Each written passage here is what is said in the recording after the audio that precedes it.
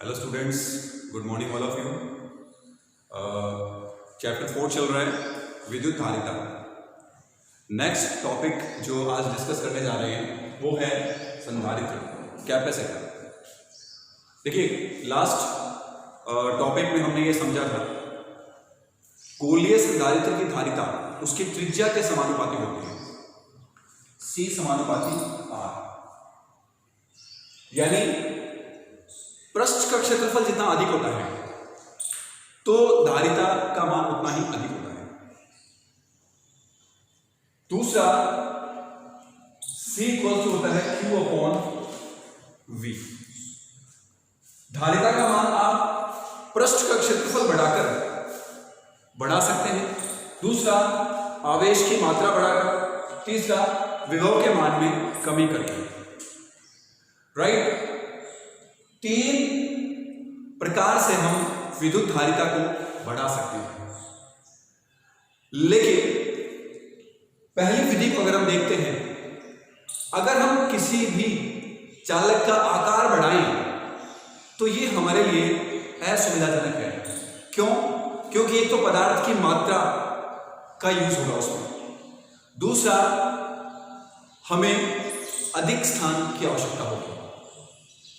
तो ये मेथड धारिता बढ़ाने का उपयोगी नहीं है। स्थान अधिक लेगा। दूसरा, पदार्थ की अधिक मात्रा होने से संधारित्र का आकार बढ़ जाता है। तो ये मेथड सुटेबल नहीं है सभी परिस्थितियों के लिए। सेकेंड, हम बात कर रहे हैं आवेश बढ़ाने की। देखिए, किसी चालक को अगर हम आवेश देते हैं तो पहले से उपस्थित आवेश बाद में आने वाले आवेश को प्रतिकर्षित करता है और उस प्रतिकर्षण के विरुद्ध हमें कार्य करना होता है। राइट, तो आप एक सीमा से अधिक उसे आवेश नहीं दे सकते। तो यहां भी इसकी लिमिटेशन है। C का मान सिर्फ Q के द्वारा हम नहीं बढ़ा सकते हैं। थर्ड एंड वेरी इंपॉर्टेंट जो पॉइंट है वो है V का मान अगर कम कर दें तो C के मान में क्या होगी? वृद्धि होगी। अगर विभव का मान कम करते हैं तो धारिता C के मान में वृद्धि होगी। और अगर हम Q नियत रखते हुए ऐसा करते हैं तो C के मान में क्या होती है? वृद्धि होती है। तो संधारित्र जो टॉपिक है वो इस पर आधारित है।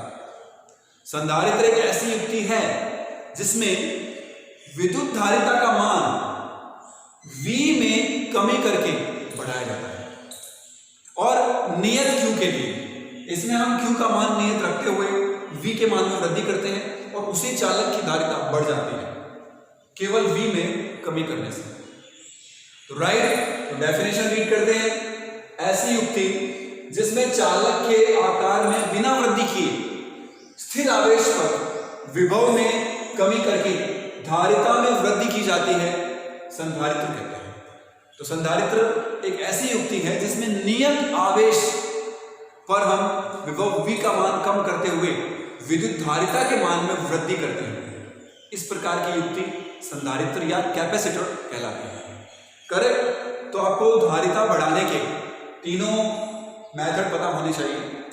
आगे हम पढ़ेंगे परावैद्युत पदार्थ की उपस्थिति से भी धारिता में वृद्धि होती है, बट अभी तक हम इन 3 पॉइंट्स के बारे में जानते हैं। तो दिस पॉइंट जहां V में कमी करते हैं और C में वृद्धि होती है, इस पर आधारित जो तकनीक है, इस पर आधारित जो युक्ति है उसे हम संधारित्र कहते हैं। करेक्ट? अब V के मान में कमी किस प्रकार से हम कर सकते हैं?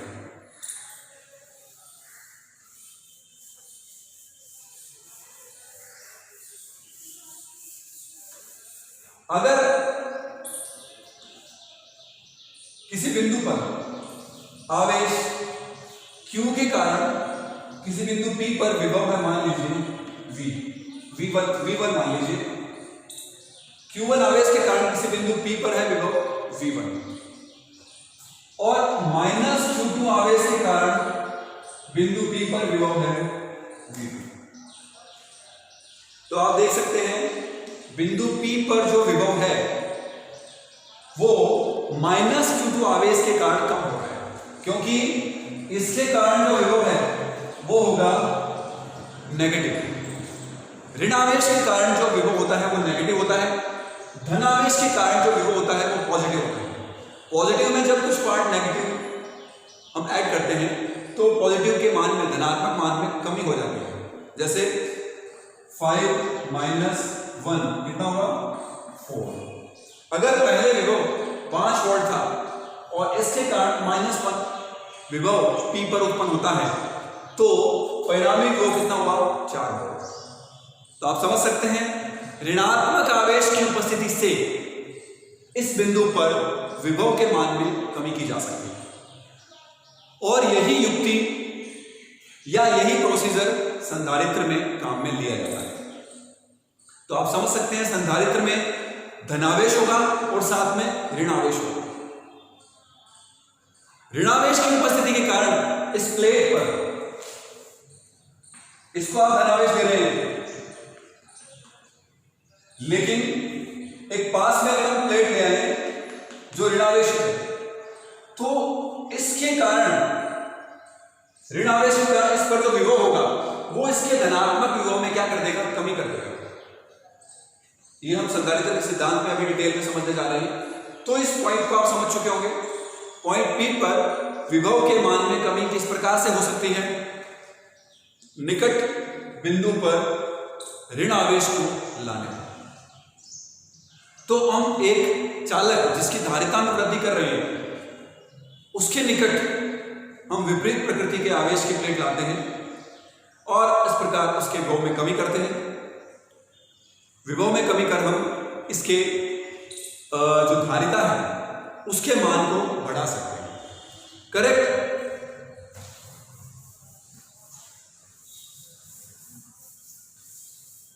संधारित्र का जो सिंबल है, संकेत है, वो इस प्रकार से होता है।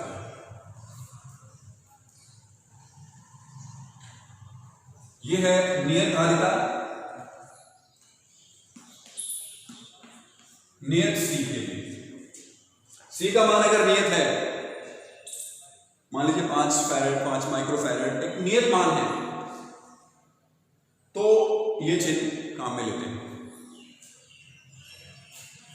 और अगर परिवर्ती है उसके लिए हम ये कर लेते हैं। अगर धारिता का मान चेंज हो सकता है, वेरिएबल है, चर है, तो उसके लिए हम इस प्रकार का संकेत काम में लेते हैं। ये संधारित्र के लिए संकेत क्षेत्र है। तो परिपथ में जब भी संधारित्र का उपयोग होता है वहां हम इस प्रकार का चिन्ह बनाते हैं। क्लियर है?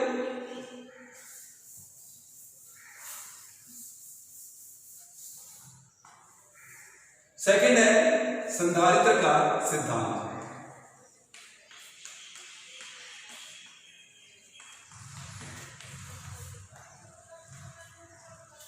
पूछा गया क्वेश्चन एग्जाम में, संधारित्र के सिद्धांत को समझाइए। देखिए स्टूडेंट्स, मान लीजिए हमारे पास एक धन आवेशित प्लेट, ये धन आवेशित चालक प्लेट है। अब यदि हम इसके पास एक अनावेशित चालक प्लेट लेकर आए तो क्या होगा? प्रेरण होगा। चैप्टर फर्स्ट में आपने पढ़ा था प्रेरण, प्रेरण द्वारा आवेश। इसमें जो मुक्त इलेक्ट्रॉन है वो प्लेट एक ही ओर स्थानांतरित हो जाएगा, माइनस। तो ये जो पृष्ठ है, धनावेशित प्लेट की ओर वाला जो पृष्ठ है वो ऋण आवेशित हो जाएगा और दाईं ओर वाला जो पृष्ठ है वो धनावेशित हो जाएगा। क्योंकि जितनी कमी यहां इलेक्ट्रॉन्स की हुई है उतना ही धनावेश यहां उत्पन्न हो जाएगा। तो कुल आवेश तो शून्य ही है, लेकिन वितरण अलग अलग है। ये प्लेट हम B मान लेते हैं। करेक्ट। हमने एक चालक प्लेट ली है A जो कि धनावेशित है समान रूप से, इसके निकट हम अनावेशित चालक प्लेट लाएं तो इसका एक सिरा अंदर की ओर ये ऋणावेशित और बाहर वाला सिरा धनावेशित हो जाता है। अब अगर इस सिरे को हम भू संपर्कित कर दें, अगर इस सिरे को हम ग्राउंडेड कर दें तो देखिए क्या होगा, ये ऋणावेश हमने यहां पर इसको कर दिया भूसंपर्कन। भूसंपर्कन से क्या होगा, अर्थ से इलेक्ट्रॉन यहां पहुंचकर इस धनावेश को समाप्त कर देगा। तो ये सिरा हो गया ऋण अनावेशित, जैसा कि यहां प्रदर्शित किया गया है। बी प्लेट का दूसरा सिरा अनावेशित हो गया है। और अब हम इस भूसंपर्कन को हटा लेते हैं। हटाने के पश्चात ए प्लेट और बी प्लेट, एक धनावेशित और एक ऋणावेशित, समान परिमाण दोनों का है। धनावेश जितना है उतना ही ऋणावेश।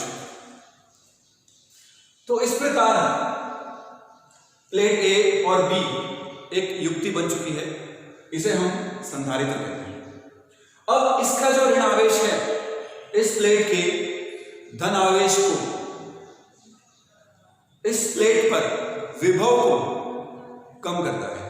अब इस प्लेट पर विभव का मान कम हो गया, Q उतना ही है जितना आपने पहले दिया था।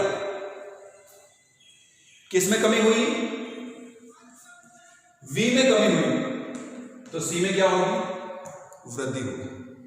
यही संधारित्र का सिद्धांत है। तो इसमें आप लिख सकते हैं, धनावेशित चालक पट्टिका के पास जब अनावेशित पट्टिका बी लाते हैं तो आंतरिक सिरा ऋणावेशित तथा बाह्य सिरा धनावेशित हो जाता है। किसके कारण, प्रेरण द्वारा आवेशन के कारण। बाह्य सिरे को हम भूसंपर्कित करते हैं, भूसंपर्कन से बाह्य सिरा अनावेशित हो जाता है। इस प्रकार प्राप्त युक्ति ये संधारित्र को व्यक्त करती है। और किस प्रकार से इसके विभव में वृद्धि हुई, विभव में कमी हुई ऋणावेश की उपस्थिति के कारण, और वृद्धि किसमें हुई है, धारिता में। तो चालक प्लेट एक ही धारिता में वृद्धि हो जाती है। क्लियर, क्योंकि Q नियत है, Q में हमने कोई परिवर्तन नहीं किया है, इसको और आवेश नहीं दिया है हमने। इंपॉर्टेंट पॉइंट क्या है, इसका आवेश Q था और बाद में भी आवेश Q है। हमने कमी की है इस प्लेट पर विभव के मान में, विभव के मान में कमी करते हुए हमने C के मान को इंक्रीज कर दिया है। तो सिद्धांत में हम क्या बताते हैं, संधारित्र के सिद्धांत में यही बताते हैं कि धारिता के मान में वृद्धि किस प्रकार से हो सकती है, किस प्रकार हम ये विधि अप्लाई करते हैं। तो करेक्ट, इस मेथड से हम C के मान में वृद्धि कर सकते हैं। तो ये था संधारित्र का सिद्धांत। विभिन्न प्रकार के संधारित्र होते हैं, समांतर प्लेट संधारित्र, गोलीय संधारित्र जो आपके सिलेबस में है। हम यहाँ आपके सिलेबस में जो डिटेल में पढ़ेंगे वो है समांतर प्लेट संधारित्र और गोलीय संधारित्र। दोनों के लिए धारिता हम ज्ञात करेंगे। माध्यमों की उपस्थिति से धारिता पर क्या प्रभाव पड़ता है समांतर प्लेट संधारित्र की, उसको हम डिटेल में डिस्कस करेंगे। तो पहले हम पढ़ने जा रहे हैं समांतर प्लेट संधारित्र। समांतर प्लेट संधारित्र।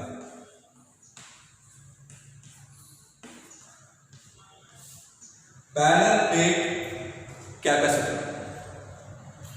इसमें जैसा कि नाम से ही स्पष्ट है, दो प्लेट्स होंगी इसमें, चालक प्लेट्स ए और बी, जो अभी हमने चित्र बनाया था सेम वही, और समान आकार, समान पदार्थ। अगर ये प्लस Q है तो ये माइनस Q है।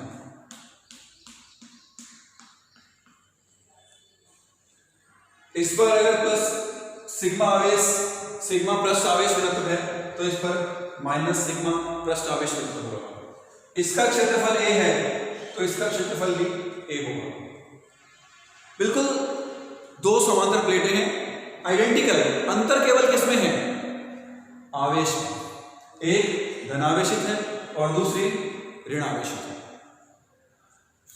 बाकी इनका आकार, आकृति, ज्योमेट्री, पदार्थ सब सेम है।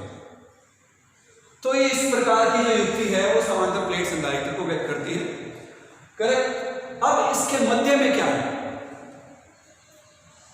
मध्य में इलेक्ट्रिक फील्ड।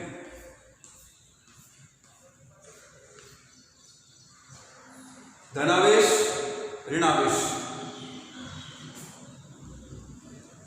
इसके मध्य जो विद्युत क्षेत्र है उसका मान E नियत होता है। तो समांतर प्लेट संधारित्र के मध्य में नियत विद्युत क्षेत्र होता है और इसके सिरों के मध्य विभवांतर V और इसके मध्य दूरी आप D ले सकते हैं। करेक्ट। अब E का मान कितना होगा? इलेक्ट्रिक फील्ड का मान प्रत्येक के कारण जो विद्युत क्षेत्र है वो सिग्मा अपॉन 2 एप्सिलॉन नॉट। ये हम पढ़ चुके हैं। दो चालक प्लेट है, एक चालक प्लेट के कारण विद्युत क्षेत्र सिग्मा अपॉन 2 एप्सिलॉन नॉट, दूसरी के कारण भी इसी दिशा में है। इसके कारण बल रेखाएं अगर बाहर की ओर है तो ऋण आवेश के कारण बल रेखाएं अंदर की ओर होंगी, इस प्लेट की ओर होंगी। तो विद्युत क्षेत्र की दिशाओं का योग हो रहा है, तो परिमाणों का भी योग होगा।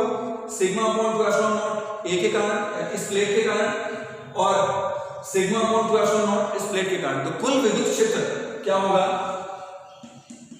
इन दोनों का योग, ये होगा सिग्मा अपॉन एप्सिलॉन नॉट। 1/2 1/2 1।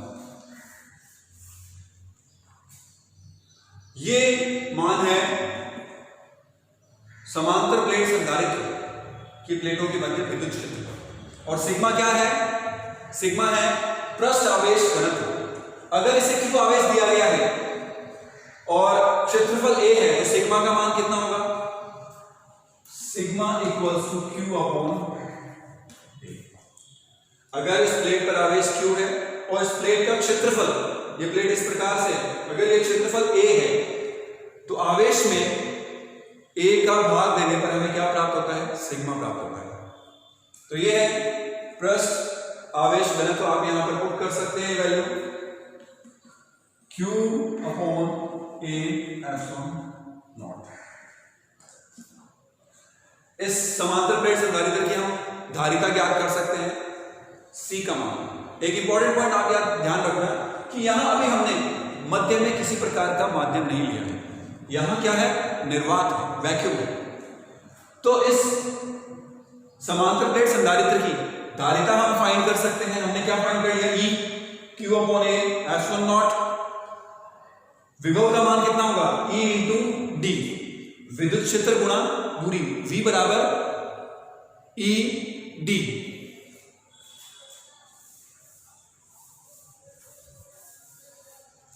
प्लेटों के मध्य विभव V equals to E into D। E का मान पुट कर देते हैं Q upon A epsilon naught D। Correct. अब संधारित्र C, संधारित्र की धारिता C क्या होती है? C equals to Q upon V।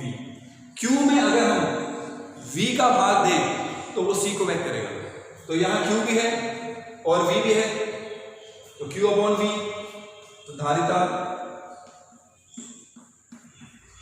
C equals to Q upon V। V का मान रख दें Q D upon Q D upon epsilon into A। V की वैल्यू हमने पुट कर दी यहां पर। Q का मान यहां से कैंसिल आउट किया जा सकता है, तो C का मान हमें प्राप्त हुआ epsilon naught A upon D। C equals to epsilon naught A upon D। तो आप देख सकते हैं धारिता माध्यम पर निर्भर कर रही है, पृष्ठीय क्षेत्रफल पर निर्भर कर रही है जिस पर आवेश फैला हुआ है, और इन दोनों के मध्य दूरी पर। दूरी का मान जितना कम होगा धारिता का मान उतना ही अधिक होगा। रीजन समझ सकते हैं? ऋण आवेश का प्रभाव दूर होने पर कम होगा, पास होने पर अधिक होगा। इस ऋण आवेश का प्रभाव पास होने पर अधिक होता है। पास होने पर अधिक है तो ऋणात्मक मान में वृद्धि होगी, तो इसके विभव में उतनी ही कमी होती है। तो डी के मान में कमी होने से सी के मान में वृद्धि होगी, क्षेत्रफल बढ़ाने पर सी के मान में वृद्धि होगी, बीच का जो माध्यम है उस पर भी ये निर्भर करेगा। इसको हम प्रूव करेंगे किस प्रकार से। क्लियर है? ये है समांतर प्लेट संधारित्र।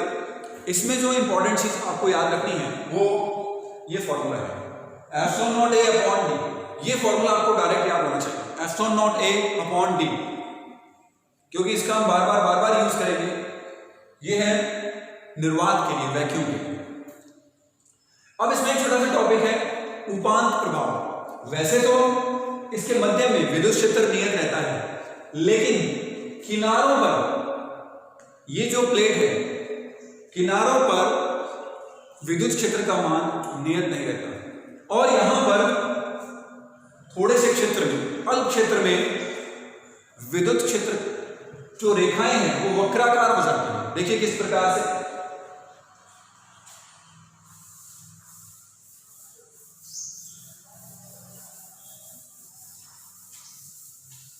इसमें हम पढ़ रहे हैं उपांत प्रभाव।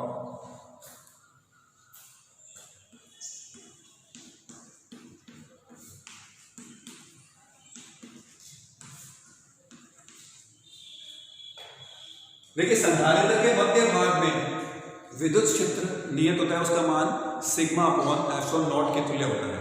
ये अभी हम पढ़ चुके हैं। परंतु किनारों पर अगर हम देखें,